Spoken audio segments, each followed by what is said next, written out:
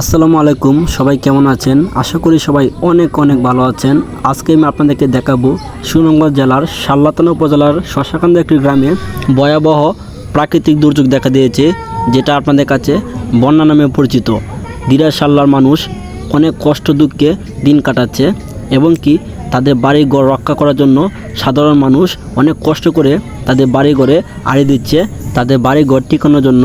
এবং কি অনেক মানুষ আছে যারা ইতিমধ্যেই তাদের বাড়ি ঘর ত্যাগ করে শিক্ষা প্রতিষ্ঠানে আশ্রয় নিয়েছে এবং কি অনেক বাচ্চারা আছে পানি দেখার জন্য তারা একটু পর পর ঘর থেকে বের হয়ে যায় এবং কি ছোট ছোট বাচ্চারাই তাদের বাড়ি ঘর টিকানোর জন্য জীবন যুদ্ধে নেমে পড়েছে।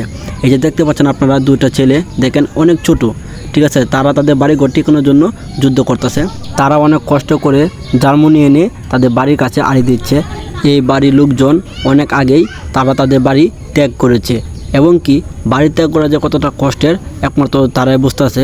এই যে দেখতে পাচ্ছেন আপনারা, পানির উপর দিয়ে একটা গ্রাম ভাসছে। এটাই হচ্ছে আমাদের সুনামগঞ্জ জেলার শাল্লাতানা উপজেলার শশাকান্দ একটি গ্রাম, যেখানে হাজার হাজার মানুষ তাদের ঘরবাড়ি ত্যাগ করে দুঃখে কষ্টে তারা দিন কাটাচ্ছে।